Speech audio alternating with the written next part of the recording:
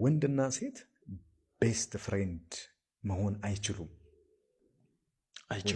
ጓደኛ ሊሆኑ አይችሉም ብዬ ያሰብኩት ነገር አንደኛ እንደ ሰው ሰልፊሽ ነን ሁላችንም።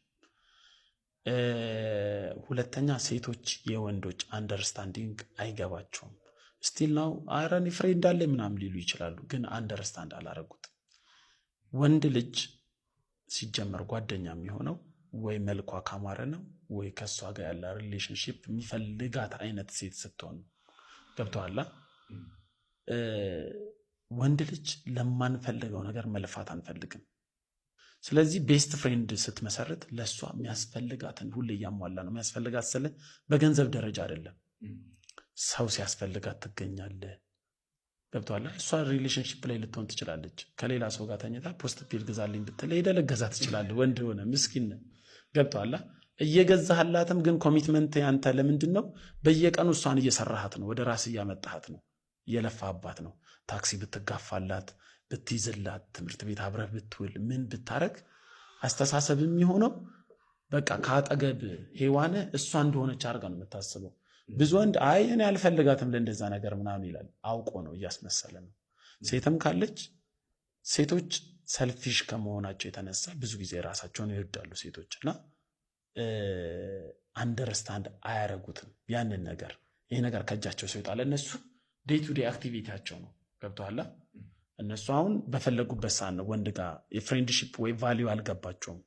ወንዱ ነው ሁሌ የሚደውለው ብዙ ጊዜ የት ነሽ፣ ልምጣ፣ ፒክ ላርግሽ፣ ዛሬ ምሳ እንብላ ምናምን። እሷ እኮ ወንዱን እንደ ጓደኛ ብላ አስባ ከሌላ ሰው ጋር ላይፏን እየኖረች ነው። ሌላ ሰው ዴት ለማድረግ ትሞክራለች፣ ከሌላ ሰው ጋር ትወጣለች።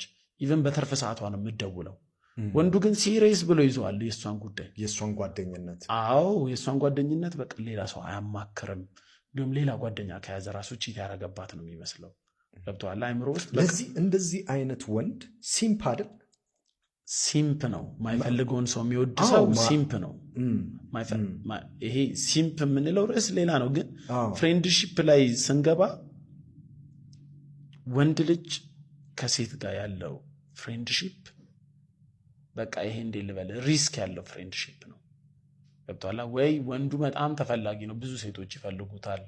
ስለሷ ደንታ የለውም፣ ያን ያህል ኬር አያረግም እንጂ ኬር የሚያረግ ወንድ ልጅ በየቀኑ እሷ ጋር የሚደዋወል፣ በየቀኑ የሚያገኛት፣ በየቀኑ እሷን ወርሺፕ ለማድረግ የሚቀረው ትንሽ የሚዳዳው ወንድ እሷ ቤስት ነን እኮ እንዴት እንደሚወደኝ ምናምን በቃ እህቱ ነኝ እኔ ለሱ የለም እንደዛ። ገብቶሃል። ሴቶች ሊሚታቸውን ያውቃሉ፣ ባውንደሪያቸውን ያውቃሉ። ገብቶሃል። የፈለገ እንደዛ እየተንከባከብካት ልትስምህ ካልፈለገች ወይ እንድታቅፋት ካልፈለገች ባውንደሪዋን መጠበቅ ትችላለች። ወንድ ልጅ አይችልም። የትኛውም ወንድ ልጅ ሴት ልጅ ልትስመው ምናምን ጉንጩ መታ ነው ምናምን የማለት ቻንሱ በጣም ጠባብ። ቤስት ፍሬንድ ሆና እስቲ ቤስት ፍሬንድ ያላቸውም ይሄን ቴስት ማድረግ ይችላሉ። ሴቷ ለፍቅር ተፈልገው እስቲ ባንድ ነው የሚፋቀሩት። ወንዱ ግን ከፈለገ ፍሬንድሺፓቸው ይፈርሳል። ያ ማለት ምንድነው? ወንዶች ባውንደሪያችንን የማስጠበቅ ነገር ላይ ደካማ ነን። ሴት ልጅ ላይ ኦብሰስ